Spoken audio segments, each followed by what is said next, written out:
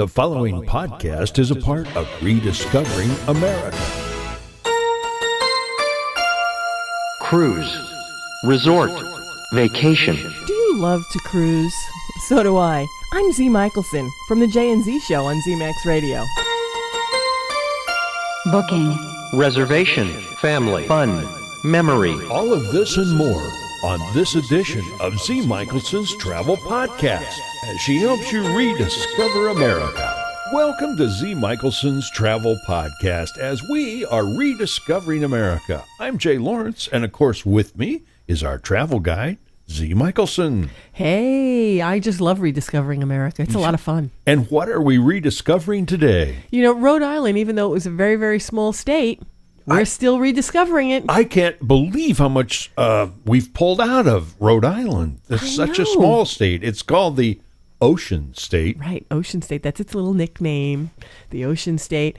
However, you know, we've been talking about the beaches and we've been talking about all the different things, but we haven't been talking about any adventurous things that people can do in Rhode Island. We're going to talk about that today. And this is something you can help plan with a travel or a vacation, right? On your vacation, if you want to do some of these things, I can absolutely get them set up for you. Okay. And there's a lot more that we have in store for you today's show. Oh, really?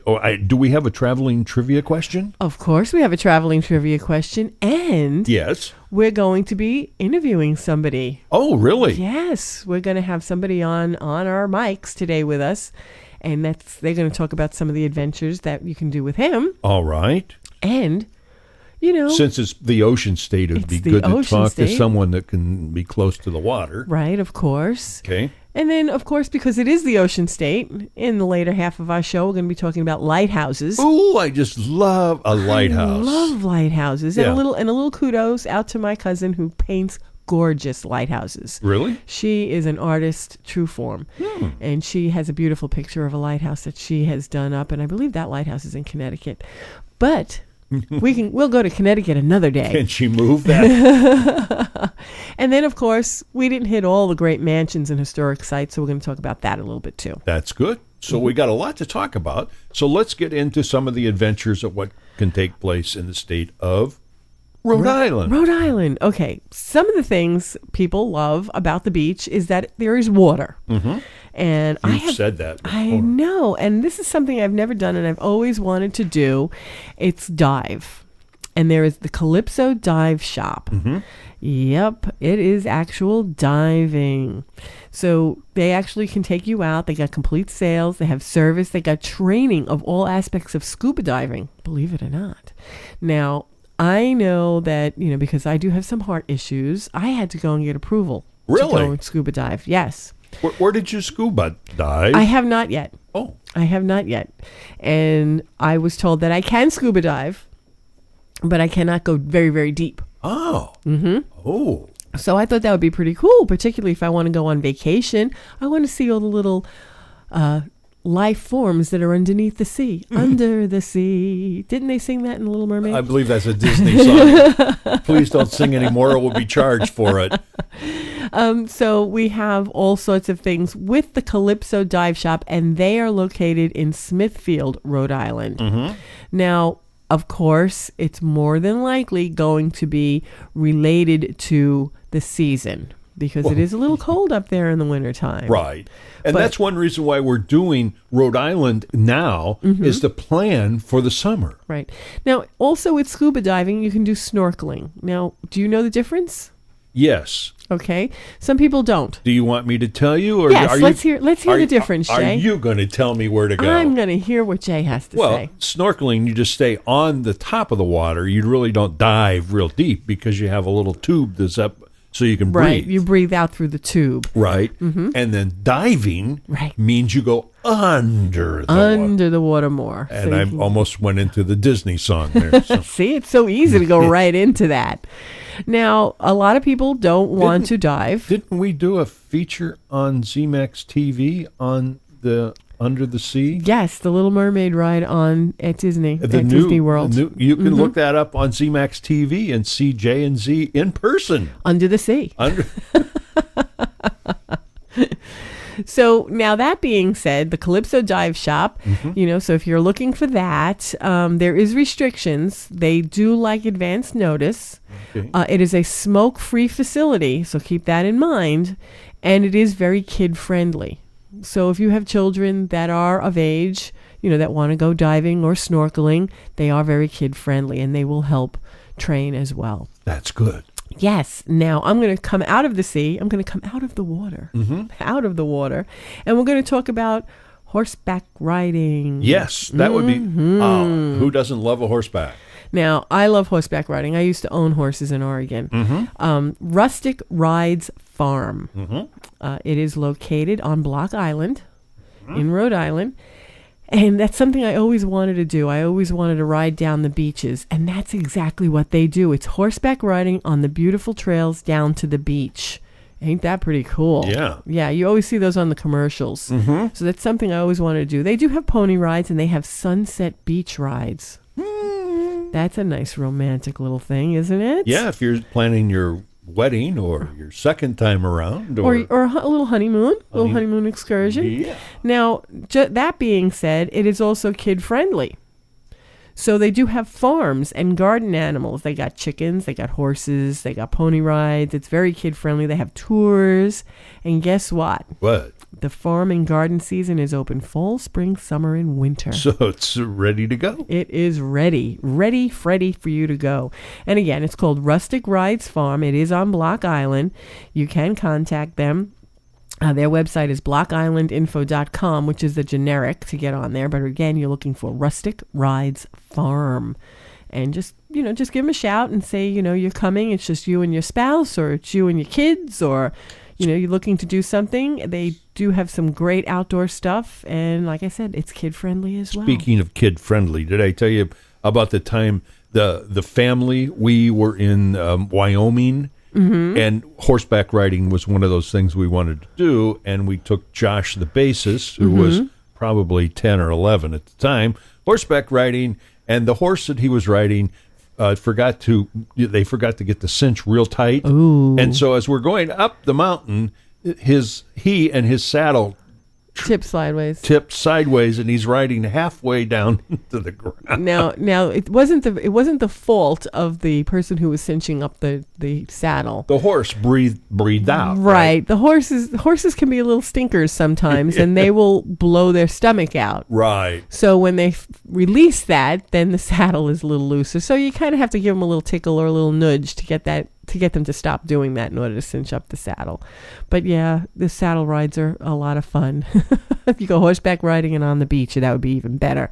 So now what I'd like to do is I'd like to bring Bob Littlefield to the phone. Bob Littlefield, he owns a parasailing business on Block Island. It's called Block Island Parasailing and Water Sports. Hi, Bob. How are you? Good. How are you today? Very good. Very good. So Block Island Parasailing and Water Sports. So tell me a little bit about your business. Well, we started the business back in 1989, and at that point we just did parasailing. Okay. And we've changed it up a little bit now. We do banana boat rides, which is a in the water ride where you get wet, and we also do kayaks, paddle boards, and chair and umbrella rentals. Oh, so you do chair and umbrella rentals as well. Now, do you do jet skis? Nope, we don't do jet skis. No place on Block Island does jet skis. Really? And why is that? In order to run a jet ski in the state of Rhode Island, you have to have your personal watercraft license. So it kind of limits rentals. But, that is very smart thinking, because they want people who know how to drive these puppies to be on them, right? Exactly. Hey, Z, I hate to interrupt, but I don't know if you knew this or not, but this is on my my list of things I wanted to do in life. You want to go parasailing? I want to go parasailing. So can Bob tell me a little bit more how I would get into that? Yep. Pretty much everything that we do, you take off and land directly on the boat. I like that idea because I have a shark phobia. Right. I don't want to land in the water. No. The boat is built and designed strictly for parasailing. and the boat has a deck built right into the boat where it's a landing and takeoff pad. So is that? Do you? What am I doing here, Z? You see what I'm doing here? You're reeling it in? Yeah. So am I reeled out Yeah. and reeled in? Is that? Yep, pretty much what you do is you sit in a harness. It's very similar to sitting in a swing with a waist belt on. And you're reeled up in the air, and then you're reeled right back in, and you stand up on the deck. Now, I have a question for you. Can people who do not know how to swim do this? Yes, you do need to know how to swim. You are wearing a life jacket Okay. because And you're doing something that's over the water. now, Jay, you don't know how to swim. Well, my problem is, yes, I do have a phobia. Every time I see Titanic, I think about, every time I'm actually in my pool, I think of the Titanic. So, but I can swim a little bit. Now, with the parasailing, I noticed that you do tandem flights as well, but it's basically on the captain's discretion. Now, I'm going to assume you're the captain. Yes, I am. Now, captain discretion, is this based on weight for your tandem? It's a few factors. It's based on the combined weight and wind and sea conditions. Yes. Okay. Wind and sea conditions, I because- can understand that. Yep. Well, what happens is we fly different diameter chutes for different wind conditions, Oh, and okay. each one of the chutes is made to carry a maximum amount of weight. Right. And what's that number? So the lighter the wind, the bigger the chute we fly, and the bigger chutes are made to carry. Like my big chute that I fly is 39 feet across, and it'll carry a maximum of about 560 pounds. Well, at least I'm qualified there. I'm under that. We can get you on there, Jay. Now, I'm going to assume that you don't do the parasailing in the middle of winter. Do you have time frames that you do this? Yes, we normally get started about the second week of June, Okay. and we go until at least 1 week after Labor Day. Okay, so after Labor And we'll Day. do weekends. We will do weekends pre-season for that and after, but it really is very weather dependent. Well, I would imagine it would be because of rain and, like you said, wind conditions and sea conditions. That would all take effect. Now, how long are you up in the air? That was another Each flight is question. about 8 to 12 minutes. Oh, 8 to 12 minutes up in the air. How long does it take you to launch? Believe it or not, you get to, we fly a maximum of 800 feet of line, and you get from the boat to the end of the 800 feet in probably about 2 minutes. Wow. 2.5 minutes. So you're going up pretty quickly. Is that But part of when the? you're in the, Is that part of the when you're in 12? the chute, it does not feel like you're moving at all. Because Really? you are actually sitting still Oh, yeah. as you're reeling away from the boat. The boat's moving. So you're actually almost stationary. Oh, I see. Now, how did you get involved in something like this? Were you a sea captain first, and then you said, "Hey, let's do parasailing," or were you just a parasailing enthusiast and decided to do this? Yep, when I was younger, I used to do it off the beach, is the way that they did it back in the days. Now, were you born and raised in I that actually did a little area? bit of research, and back in '61, they used to tow these, and you could buy them through a magazine, and they used to take off and land on land behind a Jeep. The military used them. Oh, Oh, that's very interesting. so the military just started this whole ball going. Oh, wow. Mm-hmm. But I did it off the beach on Block Island where I grew up when I was younger. Mm-hmm. And I went on vacation in Hawaii, and it was the first year they built the type of boat where you take off and land on the boat, Mm-hmm. which That's- revolutionized the business because then your customers have to do nothing but be able to sit. Yeah, that makes it nicer because, sometimes you see on, those weird, crazy, funny videos where people are trying to do this from the beach and they're going all sorts of crazy. And that would get me a little nervous. But I understand that parasailing today is very safe. Yes, it is, because pretty much all you're doing is sitting and you're reeled up, and then you're reeled back in and you stand up. Kind of like flying a kite with a person attached to it. Exactly, and the person is actually the tail of the kite. Oh, the person is the Chutes are made- tail. The chutes are made to fly with a certain amount of weight in them. I've never been called a tail before. Now, what kind of waiting lists do people have to be? Like, say, the summer months, in the height of your season, is there a long waiting list for people to get on board? Not really. We do reservations the same day. Oh, that's so pretty we know good. what we have to deal with for weather. If I did them in advance, what happens is we'll have fog for 3 hours in the morning. Right. And if you had booked 3 trips ahead, then all of a sudden all your customers are going to be very upset because everybody wants to go, and you're booked for the rest of the day. Right. So we do reservations the same day, starting at 9 every morning, so we know what we have for weather. And how long do you stay out? Each trip is about an hour. We can take a maximum of 6 people. Okay. Oh. Cool. So if your flights are 8 to 12 minutes, pretty much we schedule our trips an hour apart. Well, that's nice. That's that. So everybody can kind of get a ride. Exactly. So it's also a boat ride and parasailing all in one. Mm-hmm. Do I have to wear a wetsuit, or do I just wear my swimsuit? Just a bathing suit. I've had people up in wedding dresses and tuxes. Yes, for those more adventurous weddings that are out there that they want to do something different for their wedding. That's very good. Now, I'm going to assume that you accept all the major charge cards and, of course, cash? Yes, we do. That's great. And if somebody wants to get a hold of you, you said your season starts in June. So can they contact you earlier, say if they are doing something crazy like a wedding issue where they want to be in their bridal gown? So they can call you in advance on that. That's fabulous. And what about all these other things that you rent out? Is that also very, very seasonal as well?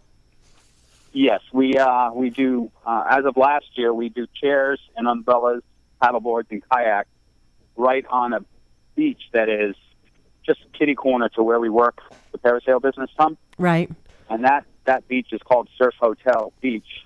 Surf Hotel Beach. Mm-hmm. That is pretty much the same season as we have, because people aren't going to rent chairs when it's 45 degrees outside. Right, when it's a little blustery out there.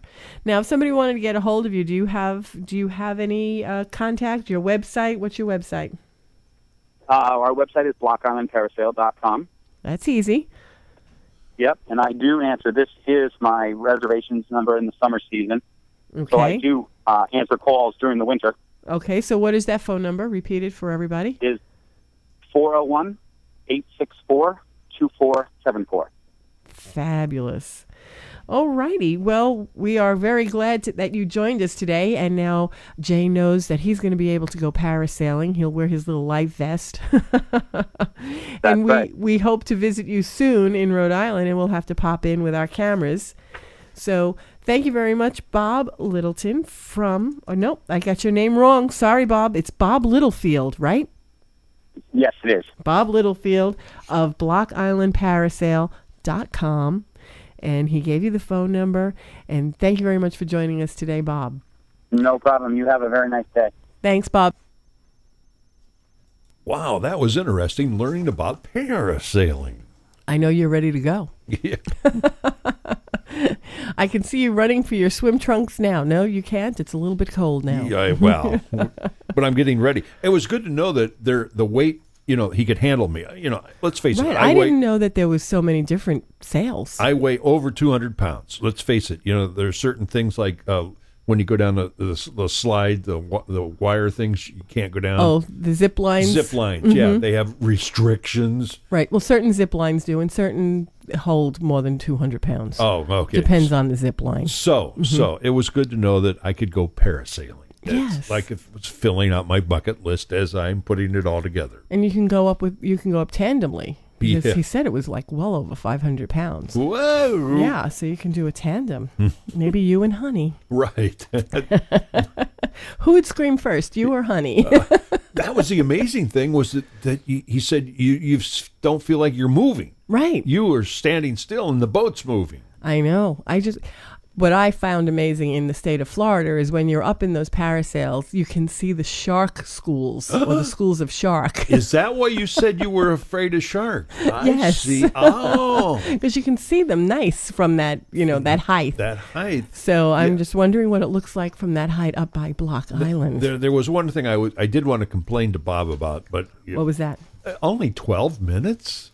Yeah. Well, I guess because, they have to get everybody in, and some people do get maybe airsick. It's like a Disney theme ride, 2 minutes and you're done. You wait hours in line and you get 2 minutes on the ride. But he does take, about 6 people on board with them. Right. And they're on board for about an hour. So you get a little boat ride as well. So that's pretty cool, too. Do they know anything about my seasickness, I think you'd have to take a Dramamine there, Jay. Okay. Well, listen, speaking of Dramamines, what about the traveling trivia question? I do have a traveling trivia question. I know you've been waiting all morning to hear about it. Yes. And I'm going to leave you with bated breath. No, I'm going to tell you. Is that the answer to the question? No. I was just teasing you. Okay. Do you have to look it up? Well, no, I have it sitting right here. All right. Okay. I want to know, you've been hearing me talk about Rhode Island is fairly small. It's the smallest state in the United States. It's the ocean state. Oh, was that the answer to the question? What is the actual square mile size, including Narragansett Bay, of Rhode Island? Is it one? 6,646 square miles? Is it 2,825 square miles? Or is it 1,545 square miles? Repeat those numbers again for me for the West Coast. Okay, we're talking square miles, 6,646, 2,825, or 1,545. Again, what is the size in square miles, including Narragansett Bay, of Rhode Island? Well, you'll have the answer to the traveling trivia question after we take this pause for the cause. I'm Jay Lawrence. And this is Z. Michaelson, helping you rediscover America. Hi, I'm Mary Van Dyke, and I'm rediscovering America. I know big stories can happen in some of the smaller towns right here in the USA, and you can learn more about small towns in America at livability.com. If we missed your hometown and you want to share it with others, just send me a note at the bottom of our website, rediscoveringamerica.com. Until next time, I'm Mary Van Dyke, helping you rediscover America. Rediscovering America with Jay Lawrence and Z. Michaelson from Z. Michaelson Travel Podcast. Z, how do I get a hold of you in case, I know you don't like to talk about it, but in case you'd want to book someone for a tour? It's very easy. I do have a website. It's zmichelsontravel.com. Mm-hmm. They can just click on the website. They can click whatever they're looking for, cruises or hotels, and just click on it. It's just click and point and click. And if they have any questions, they can call me, and my number's right on there. Now, what kind of what would be a vacation idea that you would think about right now? Would it be something you could point to other than the state of Rhode Island, or are there some special cruises that you're thinking about? Well, absolutely. It's a very good time to go to the Caribbean. Usually this time of year, it's right before hurricane season. So usually around the month of March is a nice time to start, getting onto those ships. The ships do go around, pretty much regularly to the Caribbean from Florida. You do have some ships that go in California down to Mexico, so you have some of those. And of course you do have from Florida over to the Western Caribbean, over to Mexico. And that's just the fun part of being down in the South right now during the cold season. So once again, it's zmichelsontravel.com. That's right. Okay. Now, would you like to know the answer to the traveling trivia question, Jay? I've been waiting and waiting and waiting. Well, the question was, what is the actual square mile size of Rhode Island? And that it does include Narragansett Bay. Was it 6,646, 2,825, or 1,545? Jay, do you got any idea? I'm thinking it's C. I'm going with the small number, small state, small number. And you're absolutely correct. It's 1,545 square miles. So when you look at that, that's like what, 36 by 42 or something like that in miles. So it is pretty tiny. It is pretty tiny.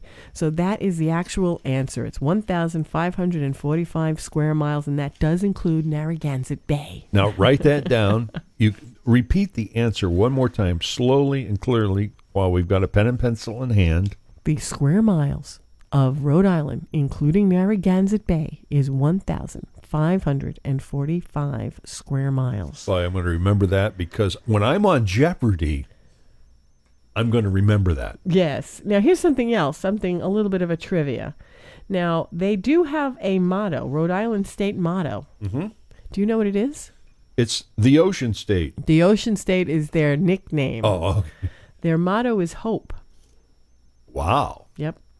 And it appears on the Great Seal and flag of Rhode Island. Well, was that because they were the first state to break away from in the independence time, whatever? Basically, they're not sure. It says the use of the word hope was probably inspired by the biblical phrase, which is eluding me now, but that's what they're saying. It's it's a biblical phrase where they brought it in. But if you look at their flag, it has the anchor and then it has the word hope on it.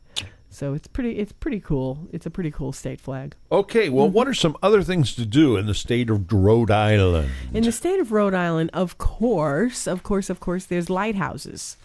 Lots and lots and lots of lighthouses. That's because they are the Ocean State. Yes. Now, not all of the lighthouses can you visit, but you can see them. Mm-hmm. They're high above some of the cliffs and things like that. And on Block Island, you have the Block Island North Lighthouse. The Southeast Lighthouse is also on Block Island. Now, in Newport, you have Beaverton Lighthouse Museum Association, and you have the Beavertail State Park, which now I'm assuming these are some of the places that you can actually go and see lighthouses. Have you been in a lighthouse? Have I been in any of the Rhode Island lighthouses? No, a lighthouse. I have been in several lighthouses. Uh-huh. If somebody's going to a lighthouse, be prepared to walk. Right. And climb. And climb up. Right, because I've been in the one in St. Augustine. Mm-hmm. I've been one down south in Florida. You do climb usually a very winding staircase, if you are allowed in, and you go up and around and around and around until you get to the top. You get to the tippy top.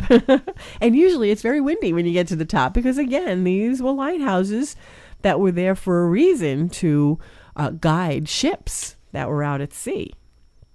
So you do have a lot, and almost each province has their own lighthouse with some museums that are attached. So if you want any information on this, there's one called Dutch Island Lighthouse, and they have dutchislandlighthouse.org, which is pretty cool. And we was just talking about Narragansett Bay just a few minutes ago. So you can drive around and see the lighthouses. Or, if you have a boat, you can kind of see it that way as well. And lighthouses are really historical. Right. They're part of the historic sites of the state. Right. The Dutch Island Lighthouse is the West Passage of Rhode Island, Narragansett Bay. It's 42-foot brick tower, was built in 1857. Mm-hmm. So you consider it historic. Absolutely. It was built to replace a lighthouse that was established in 1826. Now, have you ever seen some of the things with the lighthouses, how the light itself and the glass reflects? Yeah. Okay, so, years ago, they used to actually use flames. Right. They actually had a fire to, send out to all these things. They also have the Watch Lighthouse, and that, too, is a museum. It's the historic jewel that they consider the historic jewel, and visitors can come and discover it. They have special time frames, so you might want to give them a call, and it's WatchHillLighthouseKeepers.org. Check out their website. But to give you a little bit of background on that, the current tower of gray westerly granite was constructed in 1855. So these lighthouses are pretty old. Over 200 years old. Mm-hmm. And it was commissioned by the order of President Thomas Jefferson in 1806. Whoa. Yeah, so the first one was built in 1807, and then naturally they had to rebuild some. Well, let's talk about some of the mansions and some of the homes that are in Rhode Island. Now, you know me, I just would love to live in a mansion. I would love to live in a few of them. You see, Honey always wants to live in an old house, too. And I always say, yeah, but what about the closet space? That's right. There's never enough closet space, no matter how big your house is. Right. They never had walk-in closets. Well, again, in each one of the territories of Rhode Island, such as Blackstone Valley and East Bay and Newport County, you have certain mansions or historic homes, like the Hearthside and the Hanway Blacksmith Shop. Mm-hmm. Actually, a lot of these places do close down during the winter months, but the Hearthside House is considered to be one of the finest examples of federal architecture in the state. It was built in 1810. It's very unique. It has a curved roof line. It's totally stone construction, which I just love stone builds. But there's a legend that goes with this house. And what would that legend be? The legend is Stephen Hopkins Smith was courting a young woman, and he wanted to marry. Right? But the woman said that she would only marry somebody that built her a beautiful home. Yeah. So Smith won $40,000 lottery. Back in the day, there was a lottery back in the day, and he used it to build the house. But guess what? She didn't like it. No, she decided she didn't want to live there because it was too much in the wilderness. Oh, wow. But to tell you the truth, how far from town was it? It was only 7 miles from Providence. Oh, wow. Yeah, so she was just being a little picky. So there was that beautiful home that he built for her, and she said, nah. Now, is there a blacksmith shop, did you say? Yes. Can you say that, blacksmith? Yes, it's associated with a blacksmith shop. And I believe we were looking at it before you and I online, weren't we, Jay? Yes. Oh, yes, yes. Oh, yes. Do you have anything from that? No, you don't. You don't have anything prepared from that blacksmith shop. Well, you just heard some blacksmithing going on there in the background. Ah, that's what we were listening to. Yeah. We should have played Name That Sound. So now, you take a look. You got the John Bannister Mansion, which we had spoke about on several times in our trip here to Rhode Island. This is one of the places that you can probably stay on. Again, all seasonal. So when you're thinking of Rhode Island, don't think just beaches. Don't think just a small little area. Think of many, many things to do with your whole family or just your sweetheart. You can just go and enjoy yourself. And if you have any more questions, just please give me a jingle. Look on my website. Look on my podcast. And look on my blogs. My blog is zmichaelson.blogspot.com. So until next time, I'm Jay Lawrence. And this is Z. Michaelson helping you rediscover America.